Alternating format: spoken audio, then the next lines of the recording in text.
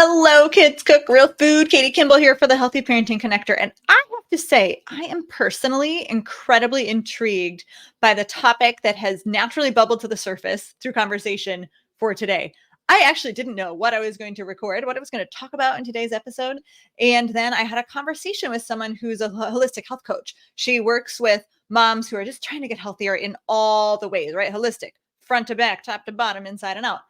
And she said that something she hears often from her community is just the ugh, like, I hate cooking.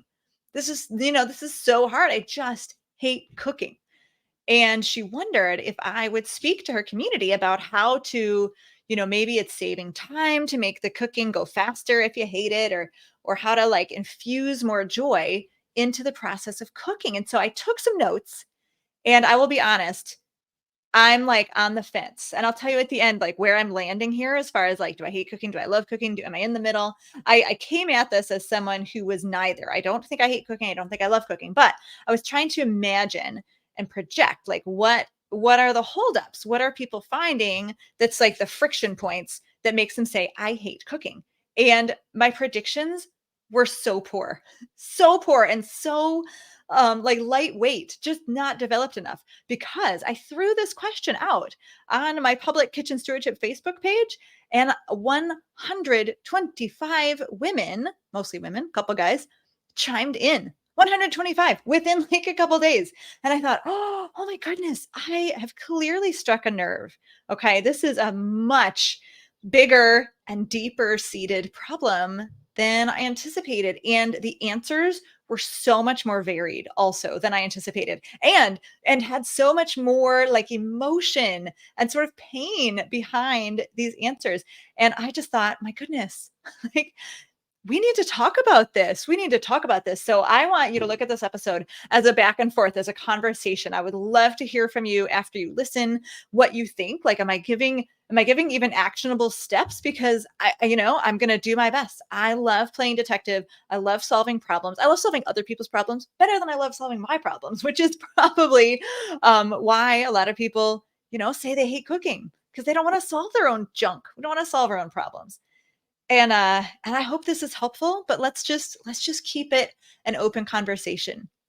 This whole topic and this whole, like, all the people sharing in this community conversation that has begun now without, I'm on the ride. I cannot stop this train from going. It really made me think of something that happened just the other day when I was working with my 12-year-old and my 8-year-old on their room. They have some shelves in their room, and it's right above the bed, so they're very accessible shelves. They're kind of like a nightstand. Things get dumped onto these shelves, but they're intended to just be simple decorations, easy to dust, okay? And the shelves have become just a mess of everything that they don't know what to do with. So we started taking everything off and we're dusting. The actual project, guys, was to dust under the bed. They have hardwood floors, and the dust bunnies were starting to, I was joking to them, we're starting to like pull the stuffed animals that fall off the bed, like in underneath. The stuffed animals were crying. So we had to pull all their under the bed tubs out and move the bed, and the kids are climbing all around. We're killing the dust bunnies. And that just like naturally sort of flopped into cleaning these shelves. Anyway, it became a big job. And my son John, who's 12, seventh grade, said, "Man, this is gonna feel so good when it's done." And this was not an exhausted, "Oh, I can't wait to be done." This was actually an anticipatory tone of voice he was using. "This is gonna feel so good when it's done." Like, I love the feeling of looking at the neat shelves and that it'll be easier to dust, every week or every other week when we do our chores. He said, "I don't like cleaning. I don't like this part, but I really do like how things feel at the end." And I was like, yes. If I can get my seventh grader, if a seventh grader is capable of seeing that, like seeing the joy at the end, seeing the end of the process and how much you want to get there. And if that can in any way infuse joy or motivation or inspiration into the process, which is not that fun, maybe adults can do this too. Maybe adults can do this too. So how that's going to be one of our points today is how do we change our mindset to look at the end of the process so that we can get a little bit of joy into the actual process itself, right? So, why did people say they hated cooking? I've got a number of categories here, some that are external factors, some that are internal factors. Okay. So, there was a big group of people who talked about just the time it takes. Oh my gosh, it's every day, it's 3 times a day. It's just an obligation and it's a chore, right? It's just weighing them down.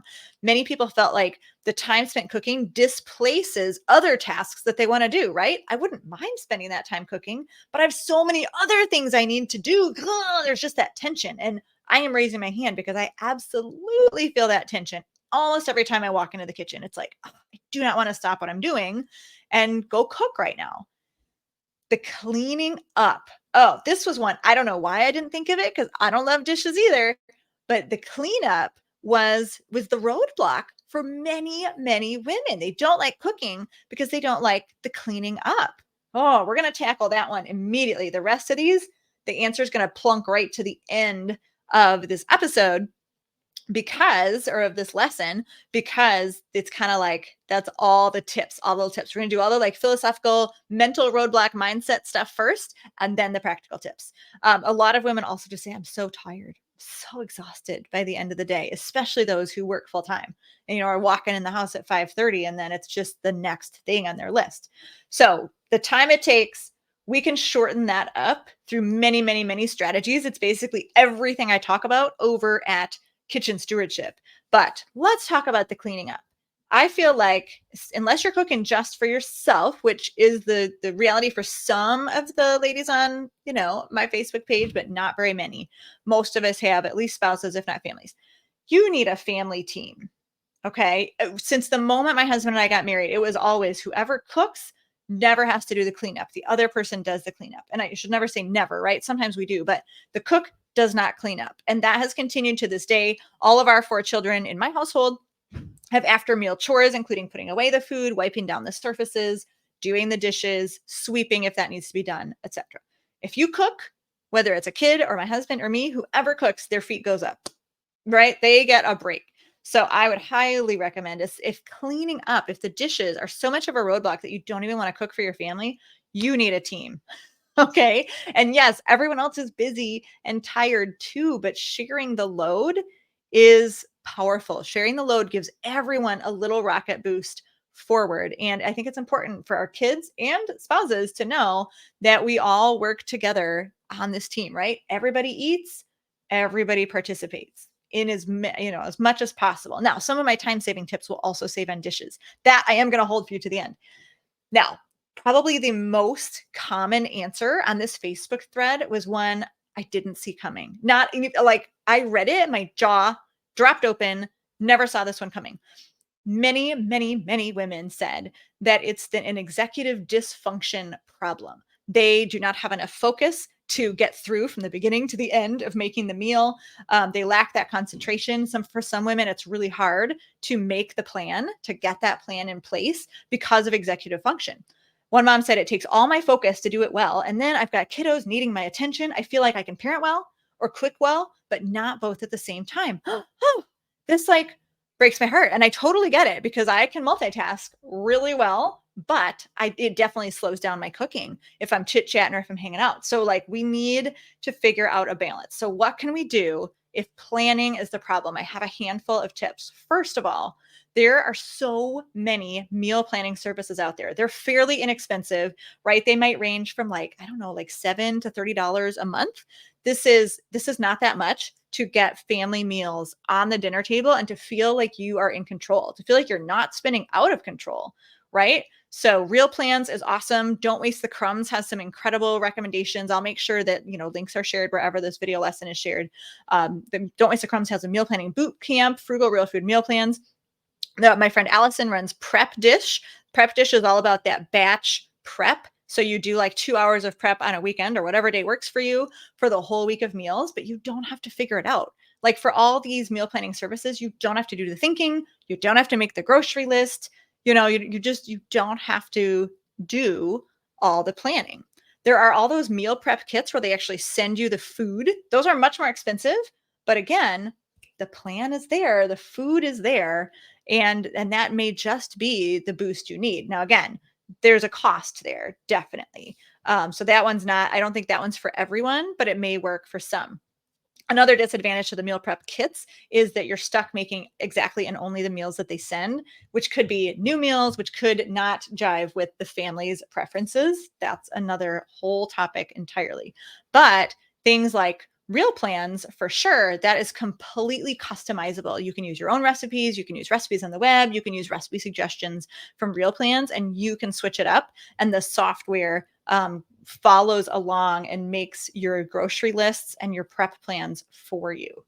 So, those aside, if you're not going to use external tools to help you with your executive function, I truly believe that everyone, first of all, everyone can build their executive function better.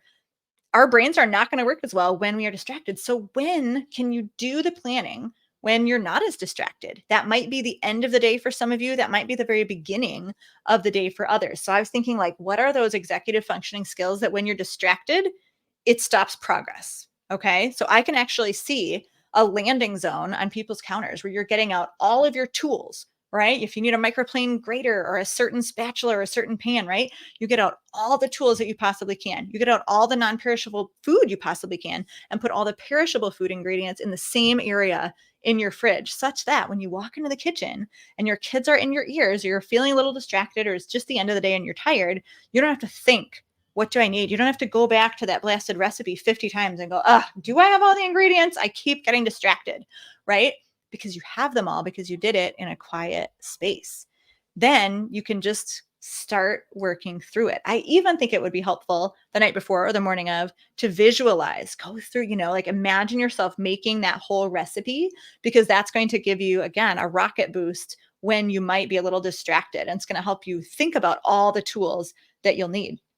This past week, there were 2 different times where it's like the end right now, as I'm recording this, it's the end of our growing season here in Michigan. So it's like, the last ditch effort or opportunity to make homemade salsa. Like all the tomato, we have lots of tomatoes we can buy. Pretty soon, there'll be no fresh tomatoes. Peppers, like all the ingredients for salsa, they're at their end. They're having their like dying, gasping breaths. So like every chance I get, I'm like, I want to make homemade salsa. So last week, I made a big batch of homemade salsa. I did it while I was on the phone with one of my team members talking about emails and making decisions. And then, like, I got halfway done. I had to come back here to the desk and do some other things. And then I finished that salsa a few hours later, again, while I was on a Zoom meeting with another team that I'm part of. So I was super distracted. And I got it all done. But I know that there were moments where I just sat there, like, I just stood there. However, because I was multitasking, it didn't feel like it took forever, because I was like double using my time. But that means, like, I totally understand. The second time I made the salsa, it was later at night. My husband and I were supposed to be having a date night, and I'm like, I promised our daughter that I would make the salsa. She was so excited about it. So like, I have to do this before I go to bed. We're gonna hang out while we're doing it. So we were just chit-chatting, right? And again, I know that there were those friction points where I was slowed down because I was multitasking. It's a blessing and a curse because A, I was enjoying myself. I was making double use of my time and it was lovely. B, it did take a few more minutes to make that salsa. But if I had gathered all the ingredients, all the supplies, and my recipe in one place, I probably would have been able to ride that train a little smoother rather than starting and stopping every time I got really into one of the stories I was telling to my husband, right? Does that make sense? So I do think if everything is out, right? It's called mise en place, right? It's a French word, get everything in place. You could even line things up in order of the recipe, like to work in short bursts, right? Like, kids, don't talk to mom for 2 minutes. Get everything out. Okay, now you can talk to me. Because if everything's lined up, then the cutting or whatever you're doing is a little more mindless. All right, that's what I got. I would love to hear thoughts from any of you and have a conversation in your community on this executive function and the planning skills and how we can use either external tools or internal bursts of planning in moments of quiet to sort of solve this problem. I wondered if there are other things kind of inherent in the nature of cooking that don't jive with people's personalities, right? Like maybe you're really logically brained and you just don't get into like the creativity and the working with your hands, and you would rather crunch numbers. But I do think we can make any task fit us. So whether you're logically brained, executive functioning is not up to where you want it to be, let's think about how we can fix that, right? cooking can be a logical thing. It can be a competitive thing, if you're more of the competitive kind of athletic type, right? Not that those are necessarily combined, but often. So, how do you infuse that into the kitchen? I like to challenge myself to do connected meal planning. So, if I'm going to open a bag of spinach, I better have 2 meals that week where I'm going to use it. Right. So that's like my logical brain, like, like putting puzzle pieces together. That's the way I see meal planning often is how can I connect these so that I can save time and avoid waste? Getting your grocery budget down really low might be one of those like logic brained competitive things. Figuring out what foods are worth making homemade by running the numbers. How much do I save making this homemade versus how much time I spend? Like that's kind of a cool brain puzzle. People who love systems, man, you can systematize your kitchen if that's your jam, right? If you're the organizer or if you're the spreadsheet type and you want the boxes, you could totally systematize your kitchen and your meal planning. Make working in the kitchen fit you. Right? You can twist or solve or compensate for your weaknesses and you can use your strengths to weave through the kitchen in so many ways. We don't all have to cook the same way. We don't have to use the same kind of recipes. We don't have to use the same kind of systems or other people's systems. So I think if you're I want to encourage you if you're someone who hates cooking and you might be since you're watching this lesson, really think about like why. What is it for me? And what are ways in which I can solve that problem, right? The bottom line is how do you make cooking, which is really necessary if you care about healthy food, if you care about your budget, if you have food allergies or sensitivities, especially, how can you make cooking work for you and work for your brain the way you were created, right? Some of that might mean calling in for backup, reinforcements, getting your kids or your spouse or partner on board. Probably the second biggest answer, maybe the third biggest answer is along the lines of burnout. I put this in the drudgery and burnout category. For example, Jeannie said, this is a quote for the ages. I've been planning, shopping, prepping, cooking, cleaning, doing dishes 3 meals a day for 27 years. And to that, dealing with dairy and gluten allergies, nut aversion, and the fact that my hubby doesn't care for chicken or any seafood. I'm just plain tired and I'm out of ideas. I don't want to cook or even go out. Let's skip eating and just go to bed.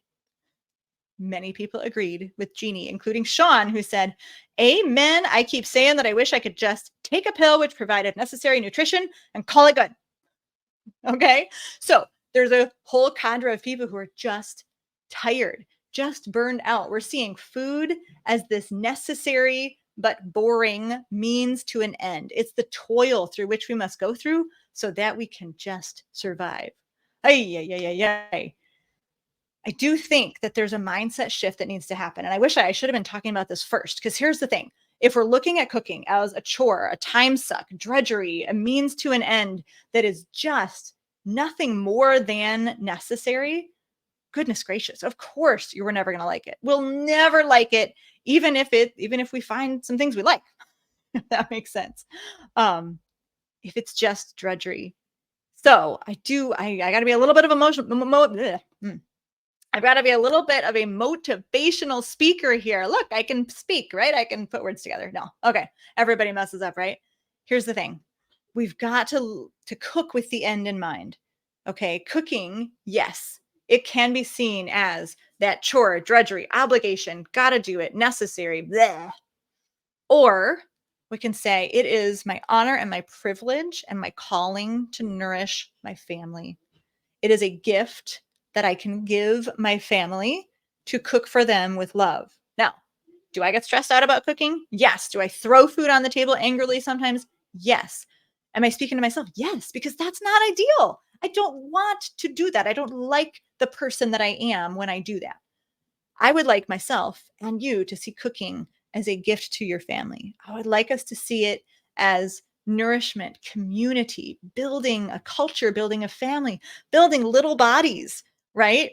One other mom said, you know what? It's just not worth it for me to put all that time into cooking and then it's gone in 5 minutes. Yeah, that's true. I have a very strict rule that if I travel somewhere, my total minutes on the road cannot be less than my total minutes in the place. Very few exceptions to that rule. But Should we have that rule with cooking? Should our total minutes cooking never exceed the total minutes eating? I don't think so because it's not just the eating that has the value. It is the nourishment for the body, right? We're growing our kids' physical bodies with every bite they take. It is also the nourishment for the soul. And for the families who are taking 5 minutes to eat the food, holy cow, I would strongly encourage you to have a bit more French style in your family dinners, to sit down, to converse, to discuss. Force your kids to have conversation. No, the thing is, if you once you have good conversation, you don't have to force them. Most of the time, people don't want to leave the table. So, how can we look at our cooking as something with deep intrinsic value, not only for the moments in which our family is eating, but those moments beyond, the growth for our kids, the habits we are setting for our kids so that maybe, God willing, they could like eating and cooking and food and community and being at the table later in their lives, right? So I hear you guys. Some of us are burnt out. We've been doing this 20 years, 30 years, 40 years, and I get it. However, that mindset shift, I think, is really really, really important. Another mom described it as the everydayness of it. It always feels rushed. I don't think I'm a very good cook. And so many people said the choosing, deciding what to cook every single day is so, so hard. In fact, Carol said, I've been cooking meals since middle school, but it was so much easier when my mom would have everything out and tell me what to fix each night. So how can we shift that? Like, first of all, we don't want to be making the decisions every day, and that is where meal planning comes in. I'll make sure I link to my ultimate meal planning guide on kitchen stewardship. There's 10 different flavors of meal planning that I share with you. 10 different ways that you can approach the process of meal planning, everything from very creative to very logical and those puzzle piece connections. Okay? So definitely I would highly recommend meal planning a full week at a time because there is no better feeling than walking into the kitchen and things are ready. Okay. This is one step short of setting out that whole landing zone with all the ingredients and all the supplies. But if you just have a plan, if your meat is thawed, right? If things that need to be soaked are soaked, like it gives you a start. It gives you that fresh start. And and there, it's such a good feeling. So you're making all your decisions on one day and then you're just following the plan. I highly, highly recommend meal planning. I highly, highly recommend just cooking with the end in mind, right? How can we shift the thinking that it has little to no value to being literally one of the most valuable things we can do for our families, body, mind, and spirit, right? How can we shift our mindset that cooking truly is a gift from you to your family? It is an honor and a privilege for you to participate in, and it is truly one of the most valuable times, one of the most valuable sacrifices or offerings or gifts that you can give your family. All right. Speaking of mindset, there are, some other ways to that people are maybe not thinking about the meal in ways that are really serving them. A lot of people said everything feels mediocre. I don't think I'm a very good cook, but like there's so many mindset things. So if you're bored, right, and you're in a rut, you're feeling that drudgery or that everydayness, maybe you need more creativity. Maybe you need to challenge yourself to try one new recipe a week, for example. Maybe for you, making food look pretty would just fill your soul enough, even if no one else cares or appreciates it. Maybe you need to remind yourself and shift your mindset that cutting vegetables is a creative work. You're changing one thing into another form. That is creative from the root create, right? Um, you might, people who say that everything feels mediocre, my food seems so boring. Maybe you need to experiment with totally new flavors, new styles, right? There's got to be something that you enjoy. I agree that sometimes food is just boring, but sometimes it's so good you can't stop eating it. And it doesn't have to be processed food and MSG and chemical tricks playing in your body. We can make really good food at home. So please think about keeping the end in mind. And instead of making the means fit the end, right? I cook so we live, I cook so we survive. Make the end fit the means, right? And the end being our children that are physically full of vitality, that are mentally and emotionally connected with their family, and again, full of vitality, who are laying good habits and foundations for their entire lives so that your grandkids eat better. Think of that end in mind and make the means fit. Choose to enjoy cooking. That's kind of where I'm ending up. Speaking of the people around the table, connection was another kind of through line or element that I identified. For example, many people talked about family members who don't appreciate their cooking. This is both kids and teens or husbands who are picky eaters, deemed picky eaters, who just don't like the food, who like literally say, I don't like this. I don't want to eat it. Right. Oh, heck yeah. That sucks a lot of your motivation away. And then the other end of the spectrum is just literally not getting appreciation, right? Everybody eats and then they leave. So we need that appreciation. And some other moms talked about just being lonely in the kitchen. It just being sort of a lonely place to spend at the end of the day. So, so many people talked about all the parts, right? Many of these answers were like multifaceted. It's not just I hate cooking because X. It's X, Y, Z, A, B, C.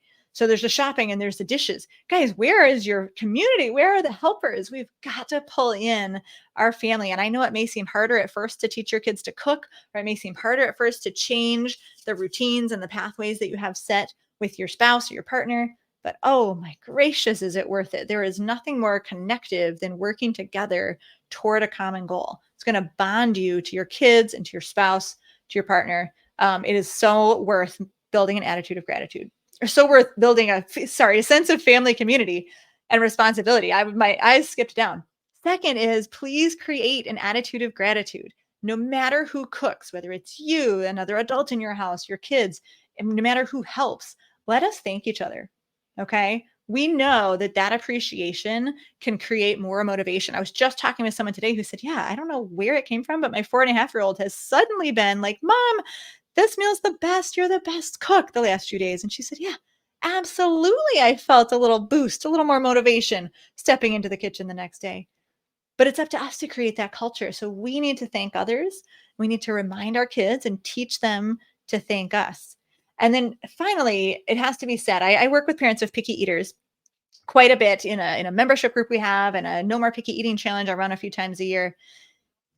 In the No More Picky Eating challenge in our membership, I teach the division of responsibility. This was codified by Ellen Satter. She's brilliant, and I teach kids and parents how to do it. The division of responsibility says that we can't make our kids eat. Therefore, it's a losing battle if we try. So our responsibilities as adults include what is served, when the meal is served, and where it is served. And that is it. That is where your responsibilities end. Zip, zilch, nada, nothing after that. The child's responsibility is to choose whether to eat, yes or no, and if yes, how much to eat. That means it is not up to us. It is not our responsibility to make sure they eat. And I know it still stinks to make a meal and have the kids not eat it. But especially if you follow my whole process at Kids Eat Real Food and the Picky Eating Playbook, it can really help stop those hot button temper raising moments, because the kids at least won't be complaining. They might not eat, but they won't be complaining. And if we can, again, shift our mindset and say, you know what? That's not my job. My job is to make good food, healthy food, whatever food fits our family's values, put it on the table, and then I'm done. Okay. And there are a lot of other, different things, but we have one of our members, Chaya, did a little conversation, a little interview with me, and I share this in our challenge. And she said, right now, a couple months into the process, her extreme picky eater wasn't really eating much better. But because she stopped pressuring him to eat, he's 7, his fits, his extreme tantrums had died down, because he finally realized that he can just eat what's served, or not eat, or eat a little. And for her, she has regained joy in cooking, because it was torture before. It was awful. And now she feels like free to cook what she wants and regain that joy in cooking, just because she retrained the kids and changed the family culture and followed the division of responsibility, that it's not her job to make her kids eat or expect that they will. So again, there's a lot of mindset stuff going on here. And I hope that this is super helpful and that you're taking notes and really digging in. But I can tell you that you will have more joy in cooking if you care less about the ones who won't care. Now I talked about at the end how we can really, save a lot of time because there was another category that I would call skills. Kathy said things rarely turn out. They're undercooked, they're overcooked, takes 2 times longer than the recipe says. By the way, that's like pretty consistent across the internet. Everything takes longer than recipe writers say. A dish might be good one time and awful the next 3 times. I have no consistency. People say I'm bad at it. What I make doesn't taste good. I'm anxious about wasting all my produce. I'm worried I'm going to give my family food poisoning. I hate buying that random ingredient that you only need a teaspoon of, but you have to buy a whole bottle and then it sits there and clutters my kitchen and gets wasted in the end. Um, okay, so there's a lot of like skills that might be missing. So let's get really practical here.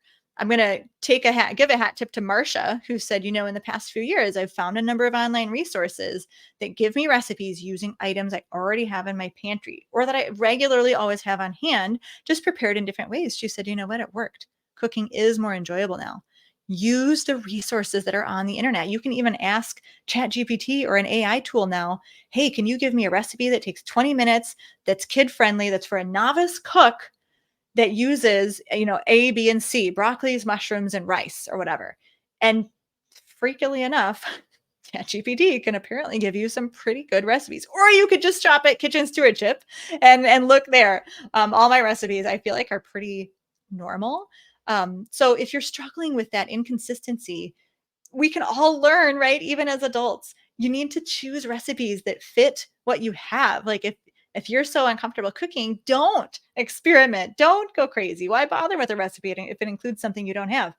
Look up maybe restaurant copycat recipes. One person said, if I could eat out all the time and it could be healthy and I could afford it, I would do that, which means that person likes the food out. So look up restaurant copycat recipes, ask your friends what they're eating, figure out what you do like. And keep in mind that foods can taste completely differently when prepared differently. For example, sweet potatoes. Okay. A baked sweet potato mashed with butter or butter and cinnamon or butter and brown sugar and cinnamon is not an exciting experience for me. I don't love that. Sweet potatoes in soup, and they get a little mushy. Roasted cubed sweet potatoes, air fried cubed sweet potato fries, bring it on. Completely different experience. So keep in mind that even as adults, sometimes we get in these ruts like, I don't like this, I don't like that. But I think if we try a lot of things, we can find what we actually do like and keep a more positive mindset. Now, how do we save time? How do we make it feel like, oh my gosh, I'm not trading out my time all the time here? Well, I think a lot of time savers are to simplify our cooking, do a lot more one pot meals, big pots of soup with lots of leftovers. I have a 7-minute flatbread that has so few ingredients. Recipes that have 5 ingredients or less are awesome. I have a number of recipes. They're like recipes, right? Spaghetti squash and sauce, potato salad. There are so many quote recipes that I have memorized. And that is a huge time saver because I'm not looking for the recipe. I'm not going back to my phone. Oh, scroll, scroll, scroll, right? You can absolutely save a lot of time. Think about a couple times, once or twice a week, what are some convenience foods that are within your budget that are also whole foods, at least at or close to your preferred level of real foodedness without a big compromise, and enjoy those, savor those easy meals, and then save a little energy, whoop, and plop it into the next day for your planning for a bigger meal. I do think making food in bulk, doubling your recipe and freezing or using as leftovers. Leftovers nights are awesome, right? That's a night off. That's an awesome idea. You can save a lot of time if you pack your kids' school lunches by packing lunches right after dinner because a lot of things are out, right? You might have salad ingredients, you might have raw veggies and dip. Hopefully, sometimes your dinner can actually be eaten cold, right? If it's like a barbecue chicken or like a meat dish or even pasta. Pasta salad is cold. It's not that weird. Packing lunches right when you're putting away dinner is a huge time saver. I also love to reuse dishes multiple times. So we're going to try to, use that pot that we made popcorn in and just let it sit there. It's got a little butter residue. Great. I'm going to make soup the next day in the same pot. When I peel and slice a cucumber, shoot, shoot, shoot, I'm going to rinse that peeler and throw it in the dry rack. That is not going, into my pile of dishes that I have to do. So I have so many. Like basically half of my site at Kitchen Stewardship is either time saving, energy saving tips or family friendly recipes, which use what I think at least are really normal ingredients that most people have on hand. So I want to encourage you to take a few steps. First of all, I honestly I thought about, goodness, do I need to like start a consulting business, like a joy in the dinner consulting where you all lay down on my couch and we talk through the root cause of your hatred of dinner and unravel it and help you change your mindset? Hopefully not. I don't think so. But I do want you to do that for yourself, right? What is at the root of the way you feel about cooking? And how can you cook with the end in mind? How can you create a family culture with an attitude of gratitude, right? How can you get more people on your team? It's got to be said here at Kids Cook Real Food that teaching your kids to cook can actually infuse more joy into the process because you've got more people on your team, right? You don't feel so isolated and all alone, either metaphorically or physically, right? You got people to help. You get little breaks, you get big breaks. I am at a beautiful place where I've got a 12, 15, and 18-year-old. They each take one meal a week. Right now, I'm going to hit stop. I'm going to go eat tacos that someone else has made. Okay. And I've got a husband who cooks one meal a week because he saw that I was stressed and said, I'm going to have to learn how to do this. They get four, I get three. All right. That's the dream. Right. And I kind of like cooking. I told you that I would tell you at the end where I landed. And I thought, you know what? I didn't actually like reading all those reasons that people said they hated to cook, even though a good 50% of them totally resonated with me. I'm like, yeah, totally. Hate doing dishes. I hate stopping what I'm doing and walking in and cooking. But I thought, you know what? I don't want to say it anymore. It doesn't feel right. It doesn't feel right to say I hate cooking or I don't like cooking. Okay. I can say, man, I hate being too busy. I hate having such a packed schedule that I don't feel like I have time for the important things. But I'm no longer going to say that I hate cooking because I really do believe that it is a gift to my family and a gift to my kids, and it is the foundation of nourishment, mind, body, and spirit. And it's important. It's really, really important. And things that are important, I'm going to choose to find whatever silver lining I can. I'm going to choose to get a little better at it. I'm going to choose to find efficiency points as often as possible. And I'm going to choose to avoid saying that I hate cooking or that I don't like it. We'll see how this goes for me, but I do think that words have power and that our mindset has a lot of power and a lot of value. So short of coming to lay on my couch in my new, find the joy in dinner consulting business, which doesn't actually exist, I do hope that you've gotten some tips here. I hope you can traipse about kitchenstewardship.com and find more time and energy saving tips. And that in the end, you can say, I choose to appreciate cooking. I choose to put a wonderful dinner on my family and feel gratitude in my own heart and accept that from my family. And I choose to find and seek the joy in cooking. I'm Katie Kimball for the Healthy Parenting Connector. And next week, I will be back actually with episode 200 and a little bit of a look back at many, many amazing interviews I've done with all these experts who help you, parents who really want to raise healthy, independent adults, get the information you need.